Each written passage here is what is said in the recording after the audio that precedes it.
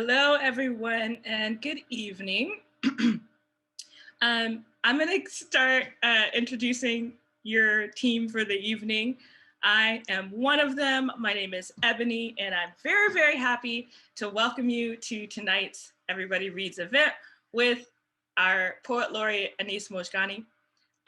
Also, behind the scenes, we have Lindsay and my colleagues, Tara, Allison. The rules have been placed in the chat box. Can we place them in the chat box again for people who are just arriving now? Thank you very much. That was great.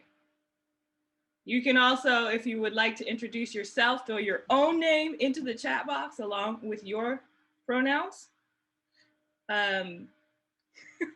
Yes, we did have some diggable planets to begin with. Here's the thing. The diggable planets, the cool like that, I wanted that for our party with a live band and with the bassist strumming for our party at the Oregon State Library. And we never got to have our party at the Oregon State Library, and I never got to see Anis in his tux. So this was sort of like a tiny, tiny, tiny piece, a very tiny piece of the party that I was denied. But instead, we're having actual Anis, who is going to share with us some of his beautiful poems.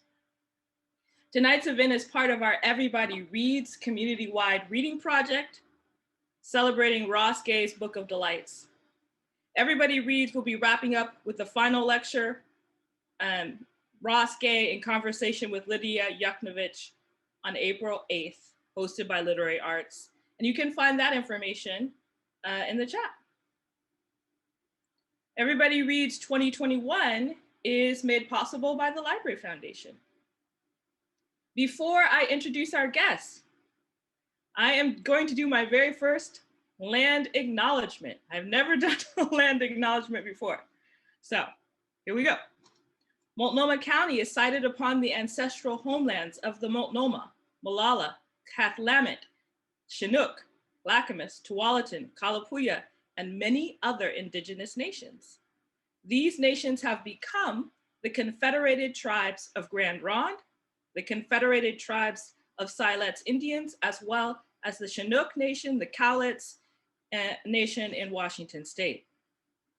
Land acknowledgements recognize and respect the enduring relationship that indigenous people have with their traditional homelands. They do not restore land to the people to whom the land belongs, but they do acknowledge that the land was taken, and that's a first step. I'm so pleased tonight to introduce my friend, Anis Mojgani, who is our current Poet Laureate of Oregon. I couldn't be prouder of this fact. He is a two-time champion National Poetry Slam, winner of the International World Cup Poetry Slam. He's performed at festivals around the globe. He's the author of 5 books of poetry and a libretto. His first children's book is coming out next year, and he lives here in Portland, Oregon with us. You can find out more about Anis Mojgani from Anis Mojgani, but you can also find it on his website. Anis? Do you want to begin? Sure. Thank you, Ebony. So great to have you introduce me. So thank you for doing such. You know, we're this in person, but it's been I've been really excited and looking forward to this, to get to share poems via my own library.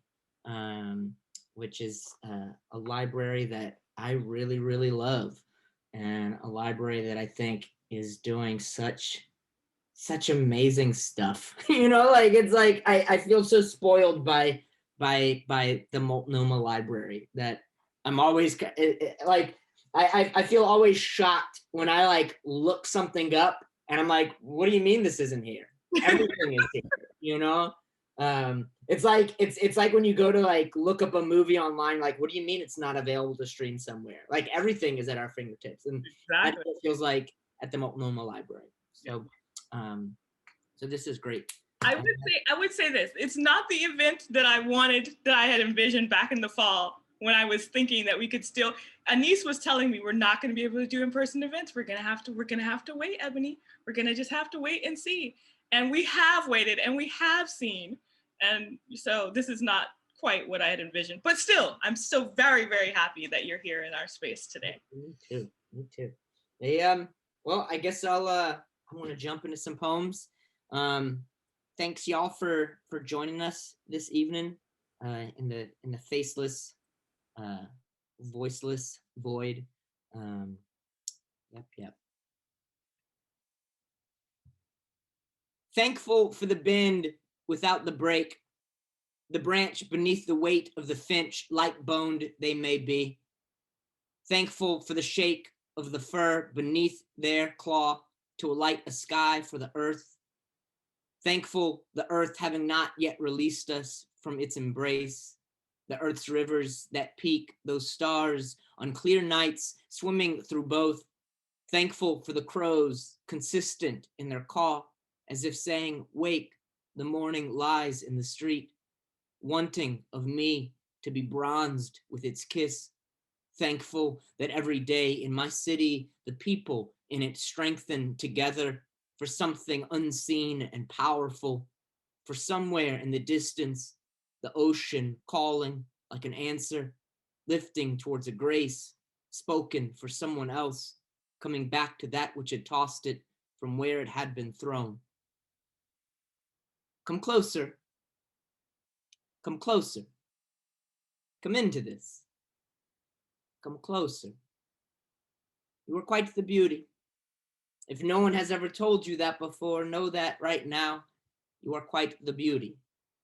There is joy in how your mouth dances with your teeth. Your smile is simply a sign of how sacred your life actually is, so step into it. Come closer.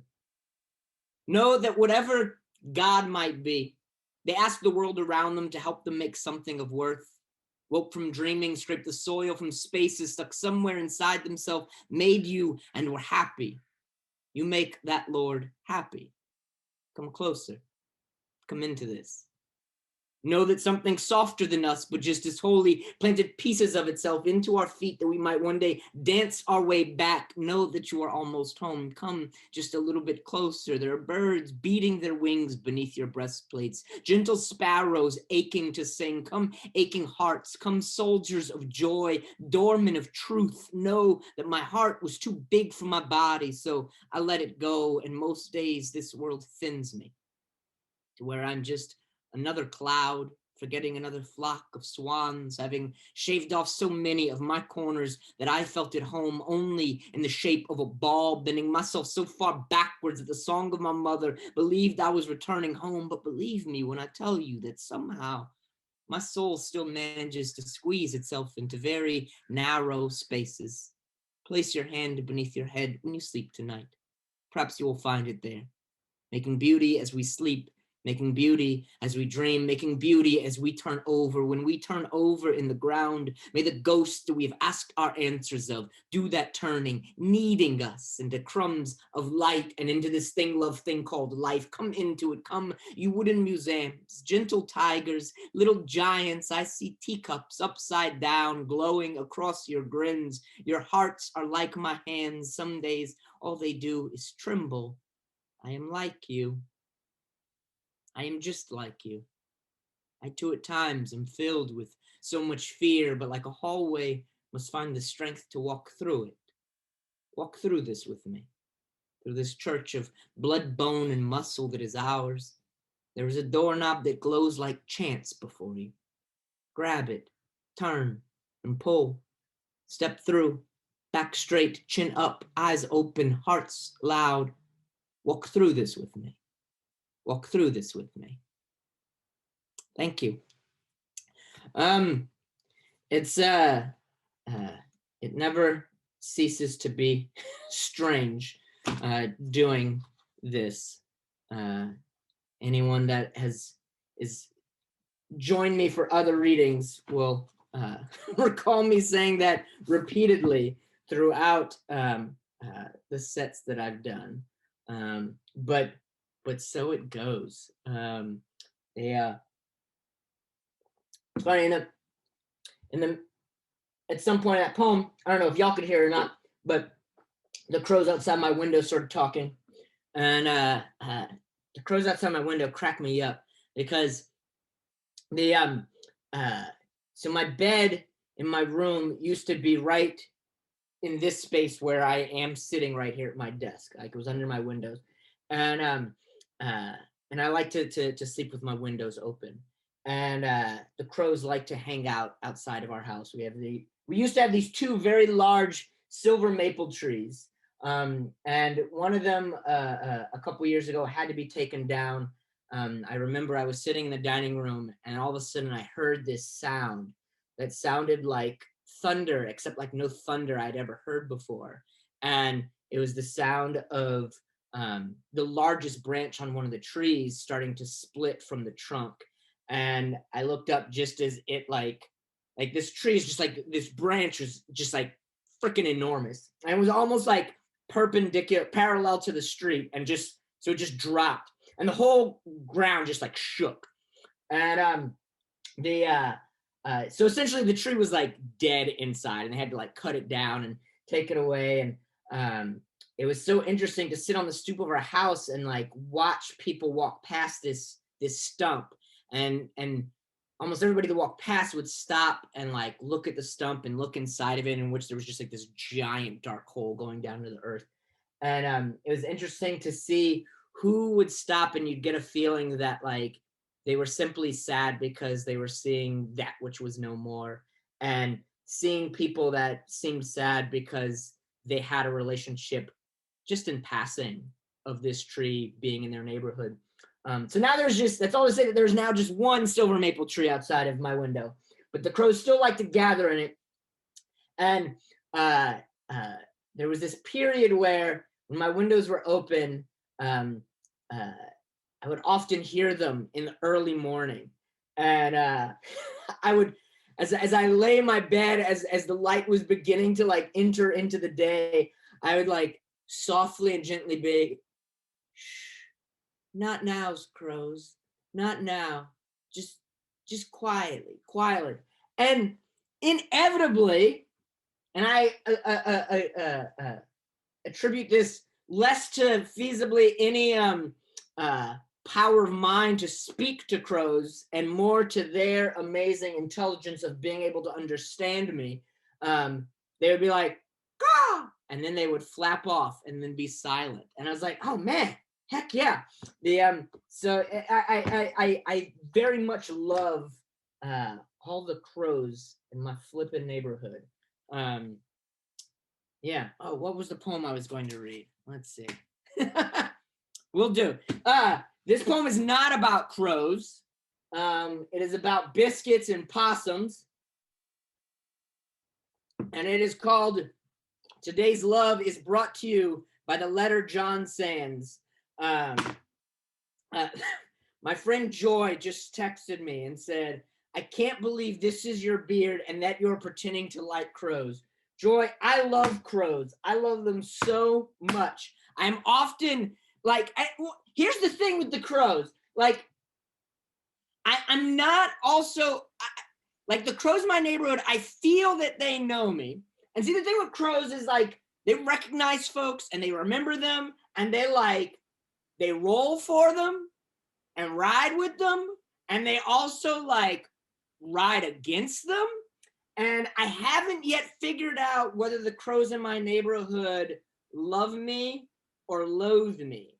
But I know that when I leave my house, it feels as if they are like watching me as I roll through my neighborhood. That one will be like up in a branch and be like, "Ah, ah," as I like walk, and like letting one know up ahead, yo, this dude is coming by. And I'm like, are they doing this because they like me, or are they like scheming? I haven't yet figured it out. I hope it's not scheming, but I love the crows. They crack me up. But this poem is not about crows. It is called Today's Love is Brought to You by the letter John Sands. And For anyone out there who has not heard this poem before, John Sands is a poet from Ohio who, as I've said before, when he does his poems, John has this like shimmer, this shine that makes me feel that from hearing his poems, I can buy my groceries and pay my rent just by doing a shimmy. And so there was something about this poem that after I wrote it, it felt like it had been written under a John Sands tree. So this is called Today's Love is brought to you by the letter John Sands. High five me with your heart. High thousand me with your hearts. I know you have many of them. We all love many things. I love biscuits. I love little pancakes. I love cheeseburgers. I've loved things more than those which I chew with my mouth. I did love my wife. Sometimes I would chew my wife's shoulder in my mouth. Sometimes my wife, she was annoyed by this, but still, sometimes my wife did love me back. Some things that I've loved will never love me back. Random racist upon the street, while your rhetoric may anger me, I still have love for you, though you probably will not love me back. Walrus, I love you. Though were I to be around you, you would probably gore me with your tusks. Perhaps this is not a good example, as the wild unknowing of wild creatures is not necessarily the same as not loving something back. Perhaps also because I actually do not love the walrus, but simply mention him here because there's a small figurine of a walrus on the coffee table as I write this poem. However, I do love the elephant. I love the elephant. However, he too would probably gore me with his tusks. Again, not out of unlove, but perhaps fear. I do not love fear, but I respect him in that he loves me, testing how well I carry the sword of my intent through the land of the midnight farm. The land of the midnight farm, it is a strange and scary place. There are perhaps serial killers and or possums lurking in its darkness. The serial killer may love me, but in no way that I wish to be loved. Their love may involve the removal of my skin and the wearing of it out to the club. The possum may love me, but I do not love the possum. In fact, I hate the possum solely because of how ugly I find the possum to be. And yes, I realize this is a shallow reason to dislike something. So I'm trying, possum. I'm trying to not love you so much, instead possibly just be ambivalent to your existence. But oh, I want to hate you like I hate the thought of bee stings, black people, and beans. I put black people in there just to see if y'all were paying attention. I love black people. I love white people, though sometimes I find both of them to be trifling. Don't get me wrong. The only mother that I've ever had is black. The only wife that I've ever had is white, but damn if we humans aren't a trifling animal at times, but still, I love you, you mountains of trifle and futility, of perseverance and lightness, of incessant rowing towards the sun, even while facing it, wondering why there is no forward momentum. Turn around. Look at my many hands, holding up my many hearts and a many high-five salutation to you, Nina Simone, Paul Newman. So many things in this world I have loved. Rising with the sun, sleeping in late, little pancakes. And though they didn't turn around once when she got gone, my wife's shoulders. Sometimes I would lay in the garden and pretend I was a carrot. Sometimes I would crawl under the leaves and I became a head of lettuce. Sometimes I would bury my soft paws in the softer earth, and I was a rabbit. Sometimes in the garden, I was a rock, sometimes wishing I were 2 rocks, sometimes becoming 3 rocks. Sometimes in the garden as a rock, I was held cool and smooth in a palm, or warmed by the sun. Sometimes in the garden, the wind would come, and it was the only thing that could touch me. Sometimes I waited years, thousands of years, and not even the wind could move me. Sometimes in the garden, night would arrive with an enormous moon glowing like the skin of an orange-skinned woman in a more orange dress, and the night would use that moon to say to me, look, you are like how I am, and see how bright my body sometimes becomes. Sometimes I wait for spring. Always, I wait for spring.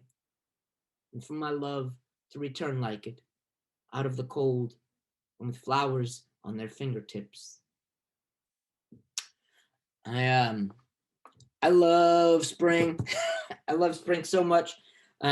Me and my roommate Ted, sometime last year, I think it was, not last year, the year before. When spring hit, we were biking around and we were just like both talking about how much we love spring. And the other day he was like, it was like the first day of me wearing shorts. And he's like, yes, the spring anise is the best anise. And I would have to concur. Yeah, I love getting to wear shorts and riding my bike and eating popsicles and going swimming. I just want to spend all my days right now in the sun eating chicken nuggets and ice cream. Yeah. This is a poem not about spring though, about summer. Summer of last year. Called July Has Come and Out of June. July has come and out of June. And I would like if you were here and coming to share down the hill this walk with me, to go and get a croissant to split and then sit with to tell you of the crows yesterday evening. This one's about crows. How they roosted high in the willow and other birds. At 27th and Stevens, they called aloud and sounded out like children sleepy yet speaking in the days disappearing, telling you such, perhaps while we watch the morning gentle itself over the sky and listen to the flicker climb across the fence before lifting to flight, how bright her body when she goes, her feathers red like a mango. While this world collapses, that world continues. Summer arrived so quick and so slow also to come, as if he had arrived in the night as we slept and had crawled into the bed in the quiet room where we don't often go, and so we chose to let him be. Don't wake him just yet, we'd say, and a month had passed with summer still asleep, and then one morning he was up before us, paper in hand, coffee in cup, wondering where we have been, and we, touchless, had no answer to give except, oh, you know, watching the buds of the silver maple outside become, while a branch of it fell 2 Saturdays past. I know not what to do these days with my skin and the questions it has for me for it, how to carry my body with its color of coffee after milk and not before, during this time in this country amongst this silence, and that loudness I touch myself with memory, but am lusty only out of boredom and a lack of being held, an absence of love. I wish you were here in my room with the daylight too. I want to eat a mango from out of your mouth. Eat something sweet today, I want to say. Look at a bird, smile at that bird, pick up a leaf if it strikes your fancy, doodle a dirty cartoon, sext the moon, record a song you shall share with no one, have a nap somewhere, especially if it does not seem like it would be comfortable place to dream. Dream in uncomfortable places, grieve in houses of joy, laugh in the graveyards, not because you're dark and angsty, but because these ghosts got jokes. Laugh at what our ghosts are sharing with us, smile at their birds. Read a book you loved when you were 11, that you loved when you were 9, that you loved when you were 60. Dance like a song you only know by following its invisible notes taking shape. Start a letter to someone you have wronged. Be pained in the pain you left in them. Feel as small and strange as that pain may make you feel. Do not send that letter. Start again. Start 100 letters. Begin 1,000. Finish 2. Draw the perpetual smiling beak of a gull upon the stones in your heart. Release those gulls. Let the feathered stones of your heart dance between air and sea. Look how light you are. What space exists between your heels and the exuberance of the earth? Talk on the phone with someone whose voice you do not remember the timbre of. Be reminded of their timbre, of their guffaw and song and silence. Cherish all three, the guffaw, the song, the silence.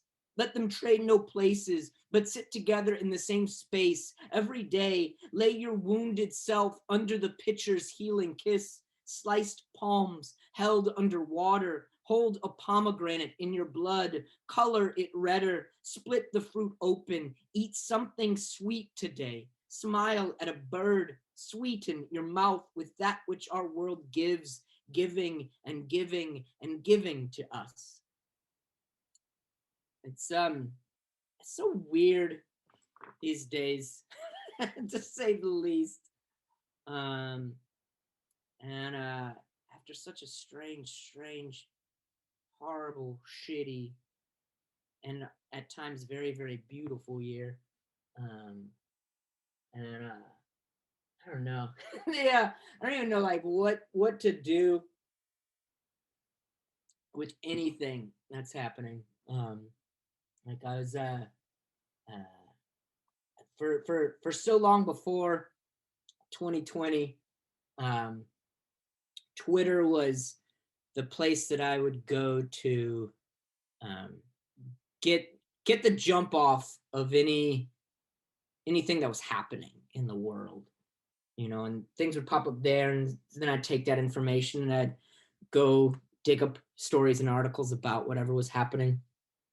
And it was so immediate, and as time progressed, and particularly in 2020, how it felt like it was just like, felt as if somebody had their finger on fast forward, but that it was also just like fast forwarding this loop in the same place, that it was like everything was sped up and everything was like moving backwards at the same time, and Twitter was still this place that I would go to, particularly like once the protests started, because at least here in Portland, it was basically just like the best and most immediate way to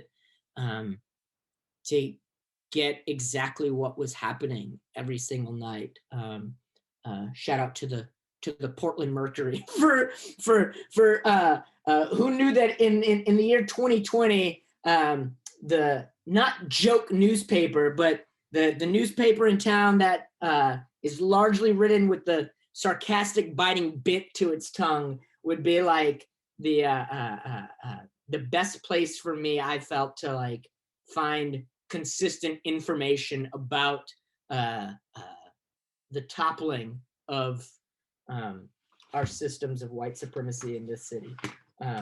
But it was such a strange year to kind of like hold that throughout that period, and then arriving this year where it's like I go on a Twitter to try to make myself present for the world and see what is happening inside of it, and everything is just so tiring.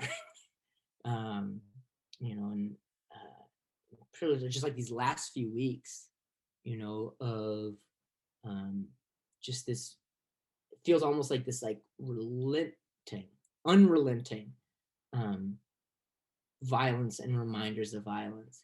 And I don't know where I'm going with this. I ain't got any uplifting words for y'all, but maybe some will come at some point before I stop rambling of poems.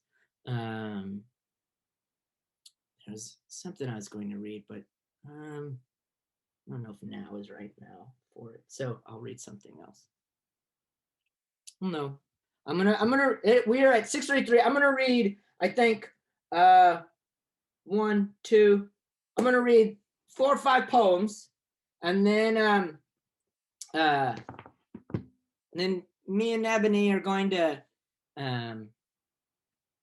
do some conversing and some questions, perhaps, from folks out in the world, and see what cooks. Thank y'all, by the way, y'all who are out there joining us.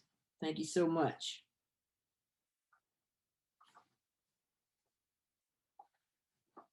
Just gonna read something from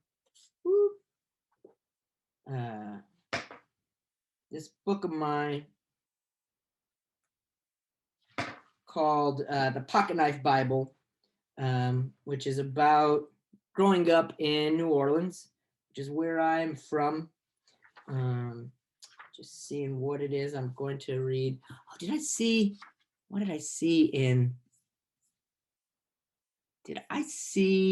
in the chat that, yeah, oh, Andalib Khalgadi is here. Andalib pops up, actually, his name pops up in this book, as does his brother Semendar. So, yeah, I'll read where that surfaces, if I can find it. Where are we at?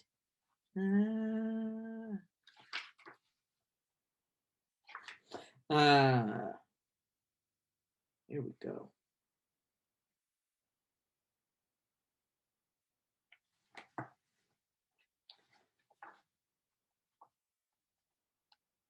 Thank you for your patience as I figure this out.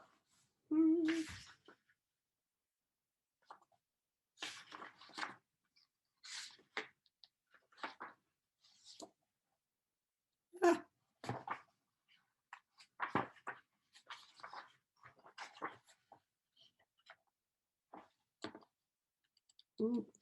Sorry, I keep losing it.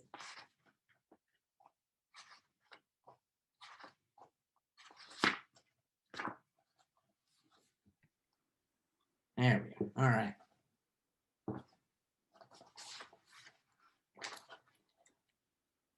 Us half black boys on the block, there are 6 of us, 3 sets of brothers, me and Nace, Semendar and Andalib, Jalal and Payam. We have no backboards. The blacker boys build their own with the telephone pole. They nail a milk crate into the trunk with the bottom punched out. We throw the football instead. Me and Semendar pull Japanese plums off the neighbor's tree. They're the size of a fat walnut with a seed the size of a fat acorn. We lick our palms and dress our fingers in their orange skins. Every house has a neighbor with a tree, and every tree reaches over the walls. We stain our shirts with their juice. We eat until our bellies hurt. Me and Sam, we're the same color as each other. Both of us have a black mom and a Persian dad. Both of us are small and skinny and brown, but when we sit in the branches, it is like we are gods of something. My heart is a switchblade being open in a room with the lights off. My hands don't know which end is the bottom and which end will cut me. My heart is a lake at night. The moon drowns in it. The fish come to the top to feed of the light. The lake wonders if it is sky. It is confusing. My heart is my father. It will call on the way home, will end the call with sweetheart, will help birth me. I have its eyes. A wolf is holding my heart in its mouth. I don't know if I'm being carried or being eaten, but somehow I will feed some part of him. Mom puts newspaper on the bathroom floor and sits us on the stool one by one. She cuts my hair. I get scared Mom will cut my ears, but she never does. My hair doesn't do anything right. It's less curly than the kids darker than me, more curly than the kids lighter. My hair gets even more curly when it's hot, but it still doesn't have a clue what to do on top of my head. It curls like Mom's hair and is soft like Pop's. Pop says he fed us all watermelon seeds when we were babies, and then vines but no melons grew out of our heads. Pop says when he was a boy, they would sleep on the roof of his house in the summer and would eat watermelon all night long. I wish the roof of our house was flat like the ones in Iran. Mom gathers my curls. She takes them into the yard, and like in one of the books she reads us, throws them to the birds. The birds come and carry my hair off to make nests out of it. The birds love Mom's hair. They come to her and sing when she smiles. In the kitchen, while she cooks dinner, she sings out loud. She has the television on, and when the news makes her mad, she yells at it. Pop comes home swinging a lantern on the end of a stick. His briefcase is filled with gold until he opens it. Then it turns all into office papers. It's a trick. The moths follow behind him to try and circle the light. The spirits come to me when I think I must be asleep, but I must not be. They carry me through the timbers and between the tall stalks of the vegetables Mom is growing. Me and the spirits, we stole tomatoes from out the silver-coated garden. We danced while the tornadoes were sleeping. Under the dark and beautiful face of the one-eyed night, the moon blind and too bright to blink, closed. Whew. All right. So I'm gonna on that note, I'm just gonna share 2 more poems, and then we'll open it up to other folks. So it's interesting to go from, I mean, I've been making my living as a poet. In January, it was 16 years. And what that has like looked like is that generally I am away from my home anywhere from 3 to 6 months out of the year, doing shows around wherever. And those shows, I mean, it's like this, but also different. Essentially just kind of like me existing in a space with people for an hour or so. And what's interesting, I think, is like to go from doing that where I'm going to very specific places with specific people coming to these rooms to all of a sudden like me not going anywhere. And for all I know, like every single show I do is only the same people from over this last year that I've done, you know? So it's like, for all I know, like the same, I don't know, like in every group, whether it's like 30 people or 300 people over this last year, there's like 30 people that have been like, this is the exact same set as I heard 2 weeks ago, dude. The exact same set. So I try to switch it up. You know, I try to like drop a different thing each time. But that's all just to preempt that there may be folks out there who are very familiar with some of these poems and some of the things that I'm sharing in regards to them, such as this, that this poem comes out of a friend of mine many years ago writing on her Facebook, see the lemon tree I grew from a seed, how big you've gotten, captioning this photograph of a small lemon tree on her kitchen windowsill. And I was like, that is super, super sweet, and that is super, super stupid. I'm gonna write a poem about a lemon tree now. So I sat down and I wrote this poem. Oh, lemon tree, I grew from a seed. How big you have gotten. You were so little when you were a seed, and now so big, and soon you will carry such round and lovely lemons, yellow and dimpled. When they grow too big for your thin branches and they leave this kitchen of mine, ask them not to forget it, this kitchen of ours. It is my favorite room in the house. And lemon tree, when you pick up to follow, please do think of me. I will think of you. Here, my hands are far too empty. My tongue is far too sweet. I will think of the quiet poem that was your shape. Lemon tree, please, bring a scarf with you. Wherever you end up, it may be cold. And if it isn't, perhaps you'll one day vacation to a place where it is. When you're in your coffin, clanging down the river with all the other coffins in the water of the next world, all of them bumping and jostling against one another, the contents thrown about like riding in a small plane, you'll peek your head up to see what the racket is. You'll see the other coffins. Looking around, you'll see nothing but coffins and river and 2 banks distantly flanking the river and the biggest, tallest dark stretching above. So dark it feels like this place, big as it is, must be inside some sort of bigger place.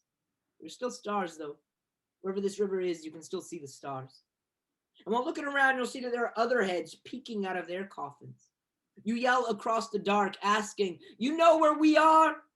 And someone will answer back, no. You? No, you answer back.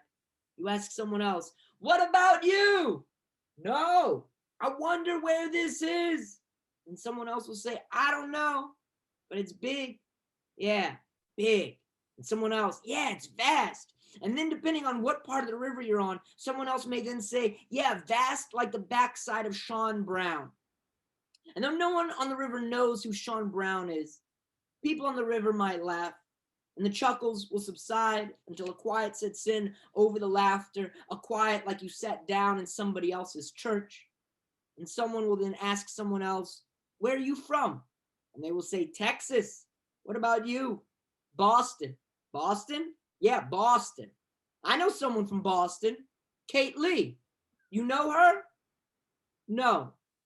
What about Stephen Ellis? I'm actually in Somerville. Somerville? Yeah, Somerville. And someone else will then yell out, Somerville? I know someone in Somerville. Who? Nick Cathcart. You know him? I do. I do know him. Yeah? Yeah. Oh man, small world. Yeah, Nicky's a great guy. He is. I hadn't seen him in 5-10 years. And when I did, he had a first edition of an E.E. Cummings book to give me. Great guy. And the first person may or may not know who E.E. Cummings is, but we'll still agree that yes, Nicky is a great guy. And then it will get quiet again until someone else asks, where is it that we are? And no one will answer. A few people shrug. All of you will look into the stars that are collecting overhead. You'll try to think of someone you might know that lives in Somerville or Texas or Florida or France, just to have something to talk about with a person you never met before, just right now. Just to share something in the dark quiet, even though all of you are already sharing the river and the sound of the current bumping all of you into one another. And you'll wonder where the water is taking you. And you'll wonder how long it will be before it brings you there and what there will be like. If it'll be like here on the river with all of us sitting in our boxes, trying to split the dark by sharing our voice with others. If it'll be like how it was in the world before this one. Thank you very much, y'all. Yeah. I'll welcome Ebony on out or up or in. And yeah. Can I admit something to you? What's that? So I read your poems. This is different for me because I am spoiled by you. And so I always get to hear you recite your poems. Mm-hmm. And I would never even sink to the level of reading them myself, because that would be less than the perfect form of hearing your poem. No. And so in preparation for this event, I read your poems. Gotcha. And I read the one that you just recited. Yes. And I could hear your voice when I was reading it. And I was like, yes! I've gotten so accustomed to hearing you that I could still hear you even when I was just reading it. And so then you read the poem that I read today. So thank you. I'm very, very, very happy. I'm sure there are people who have questions. And I have questions and comments that I have prepared. Let me see. Are the questions in the chat or are they? I don't know. There's no questions in the question box. I don't see any questions. Andaleep asked if you're going to share a list of all of the poems. What's that? Today. What was that? Andaleep asked if he wants you to put all of the names of all of the poems that you shared at the end. He wants you to do that. What did I read today? The first one was isn't titled, but it's kind of called just Gratitude. And then I read Closer, and then I read Today's Love is Brought to You by the Letter John Sands. And then I read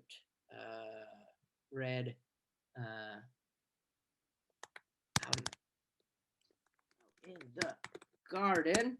And then July out of June. I read another untitled poem that starts with Eat Something Sweet Today. And after that, what did I read? I think I read a Pocketknife Bible excerpt. And then I read Rosie's Lemon Tree. And then I read To Where the Trees Grow Tall. So yeah, that's what I do see two questions. Let's see. Oh, there's a question here in the Q&A. What are you working on now or in the near future? The right now, there's a bunch of different things that I'm working on. That unfortunately, like none of them are like the thing that is like really has its hooks in me. Because it's all generally like new forays, so to speak. But like there's some longer prose stories for children that I'm trying to make my way through. These novels, I guess. There's like a stack of children's stories intended for picture books that I've been working on over the last 2 years now, I guess. Like just like a bunch of different ones. There's some a couple of screenplay stuff that I'm trying to hammer out these rough drafts of. The thing that a thing that I'm like working on like with the end date right now is I've been working on actually the poem that I read earlier tonight, Eat Something Sweet Today. I'm working with this design agency here in Portland who has like these big windows over on the Burnside Bridge right as you cross over onto the east side. And so we're going to start putting poems up in those windows. And so that's the first one that's going up in there, like hopefully in just a couple weeks. So that's what I've been working on off and on over the last like few months. What about the libretto? Well, the libretto. So I wrote an opera libretto in collaboration with some other folks a couple years ago, and all of that is like out of my hands. I just get to like sit and watch it whenever it goes up. Which currently it's called Sanctuaries. It's about gentrification here in Portland, and it's set to go up September of this year. Produced by Third Angle Music, and with music composed and arranged by the jazz musician Daryl Grant, and directed by the director Alexander Gideon, who lives in Los Angeles. So yeah, that's what I'm working on, I guess. Can we? Man, I talked way too long. And the time that I talked, like 12 questions popped up in the Q&A. I know. All these people. They were thinking about their questions, and now they've had a chance to actually write them. So I saw. Well, there are a lot of good questions. Do you ever quote from other poets' works in your own poetry? Not generally, not so much like I think like within the text itself. I mean like I will sometimes like start off a poem that references someone else's. Not often, but it definitely has happened. So yeah. What did you think of Amanda Gorman's The Hill We Climb?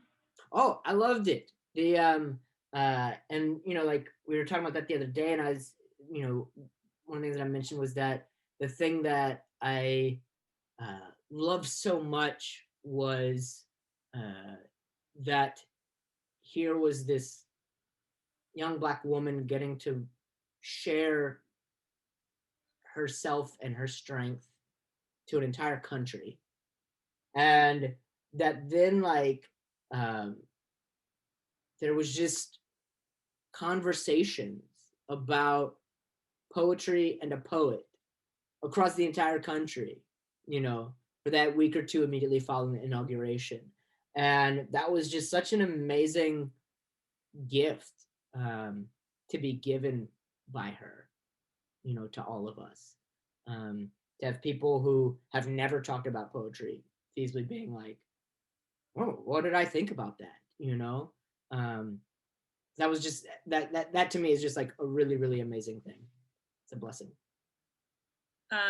Morgan Luvar writes, "What's your favorite place to write?" And I'm gonna add a question. Like, tell us something about your process, what you do. So, I mean, my favorite place to write is um, doesn't isn't available to me anymore currently.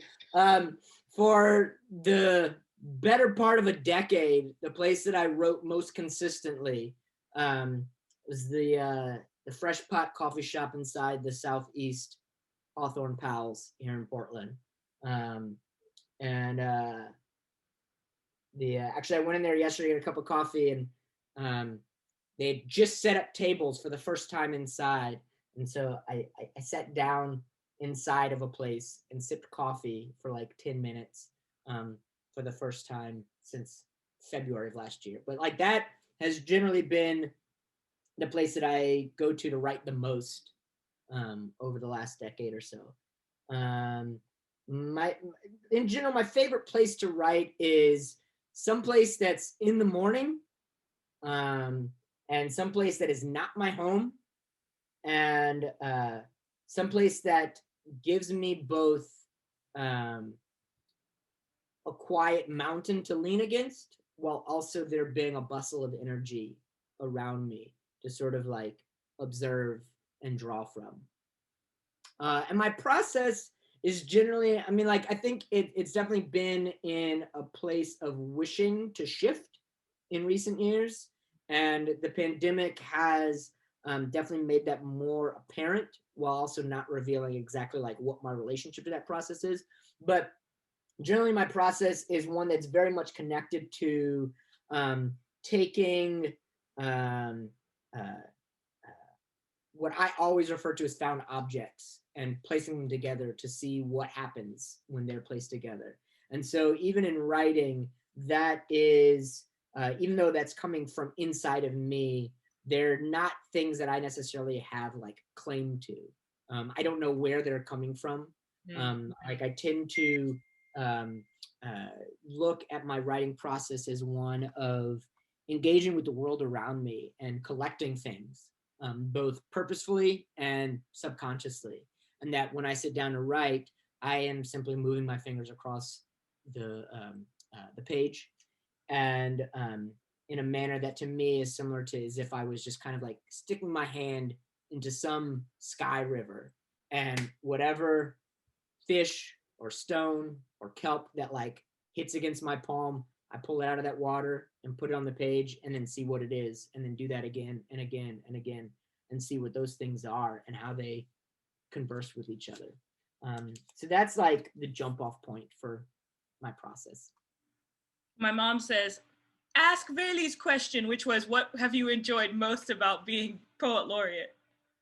Um, I don't know. Like it's been weird, you know. It's like very strange to go from doing whatever I want um to continue doing whatever I want, but also with like a different type of relationship to the public. Um, and then to do that while also not being able to like leave my home and go to like other cities in Oregon to like converse and share and perform and listen. Um, I don't know. I think the thing that I've liked the most about it is um, it being a thing that I get to turn over my hands and ask myself, what do you want to do with this? Um, because there are ways in which that it has allowed me to kind of like think and converse with myself about um, what does poetry mean to me, and what are the ways that I want to like share and foster that with other people through like what endeavors and what projects. And so it's just kind of like, you know, like resources wise and support wise, it kind of like opens up these doors of like you're able to do this thing that perhaps maybe was just kind of like a mosquito buzzing in your ear, and now it's like an actual reality that you could do. I wanted to say what it was like for me to go to your workshop. We were both at the 13th annual Northwest Teaching for Social Justice conference, and I was so pleased and surprised to see that one of the workshops I could attend was one by my friend Anish Mojgani. And so I had imagined that I was going to go to this session and listen to him recite his beautiful poems. And I got there and he was saying, okay, go, write. And I was like, what are we doing? What do you mean, write? I'm not the poet here. You're the poet, and I am the person who listens to the poems. And that process was amazing. So it was sort of like being given training wheels to be a poet. So can you tell us a little bit about how you get other kids and adults to write? Or the thing that I am grateful for writing, or like love about writing, is that like it's a thing that requires nothing from us except our willingness to like to be, you know. And you know, and so like if there's an opportunity that what I love about those opportunities is that it is an opportunity to feasibly push up against and push over. I you know, and I'm painting with broad strokes here, but that like, you know, I think that there's an idea that a lot of us have been like shaped and raised in this country and culture that we live in, of like what writing means and what writing is done. And you know, like the amount of times that I come against the idea of like, I don't know what to write. I don't have a thing to write about. And the beauty of like doing workshops is that it feasibly takes that apart. Mm-hmm. And because like writing about something to me is irrelevant. I you know, like I don't ever sit down and say, oh, I'm going to write this thing about this thing, you know? There's plenty of people that do write that way, you know? For me, that's not how my process works.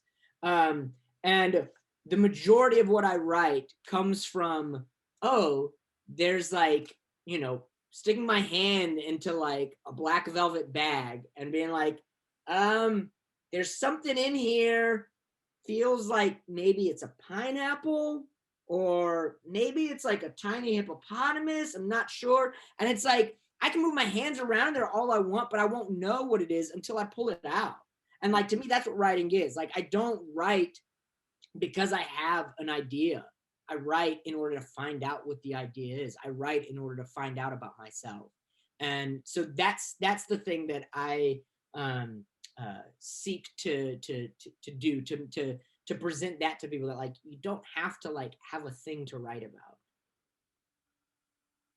You just have to be willing to move your pencil on the paper. Well, I hope you'll give some workshops for Multnomah County Library in the future. I have a bunch. There's people just continue to write questions as we were speaking, and we're at 7:02. How are you on time?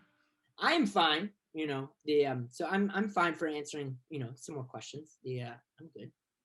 Does anyone, this is an interesting one, does anyone edit your poems, or do they go in whole into your books? For the most part, it's me. You know, the history of my relationship to my books is I send my manuscript to my publisher, and he reads it, and he has groups of editors, and they read it, and then he all send me notes, and I go through those notes and apply them or don't apply them. And you know, like, I think that with editing, you know, my take on editing is one that like it should be less about like making like really hard changes, and more that the editing process is one that allows for having the writer be presented with questions that like they either have not asked themselves about, or have not asked themselves about the work in a long time. And so it allows the opportunity to like be presented to with what are the answers that I have for myself about this work? You know, what is the thing that I'm trying to do here? is this doing what I'm trying to do here? And so that's generally been my relationship to my books of poetry, with you know, and you know, so I've been fortunate enough to, like, you know, I mean, one might say that that's not being fortunate, you know, like you know, depending on what how one approaches like the editing process, but like I spend a lot of time with my work, and you know, so I do a lot of editing myself, um, and then make myself available to like whatever is coming my way from my publisher. Any favorite poets? Anybody you're reading right now? Right now, I'm largely reading or trying to read, make my way through Joy Harjo's catalog of books, because I'll be in conversation with her on April 20th. And so, yeah, just trying to familiarize myself more with her work than in the poems that I've read before. Okay, I can see that we need to be finishing up, but what other projects are you doing virtual Landia? I'm hosting the Virtual Landia, which is like the online version of Verselandia, the annual Portland citywide high school poetry slam finals. So that goes down April 29th. Excellent. Did anyone name a sandwich after you? Has anyone ever? No sandwiches named after me. I will make sure that happens in the future now that we have the question out there. My favorite, you read one of my favorite poems that you cite. Is it Come Closer? Is it called Come Closer? Mm-hmm.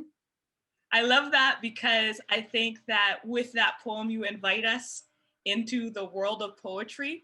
And in fact, all of your poems are an invitation. They're very seductive in that way. They sort of make you want to enter into this world you're creating.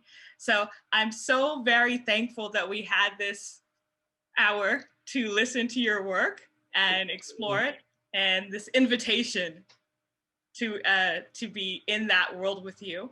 And I hope that we'll do it again. I hope we'll do it. I love that. That's great. Yeah. And like, if anyone's got burning questions that they didn't get answered, one can always find me online and send them my way. And if I'm able to answer, I'm happy to. So. Or at Fresh Pot when it reopens fully. Exactly. And I hope I'm going to see you in real life again. That would be fantastic. That would be great. Thank you so much. Thank you, Ebony. Thank you, everyone, for joining us. Thanks, Tara and Allison and Lindsay. Someone says we love you, Anise. Oh, love you all as well. Stay safe out there.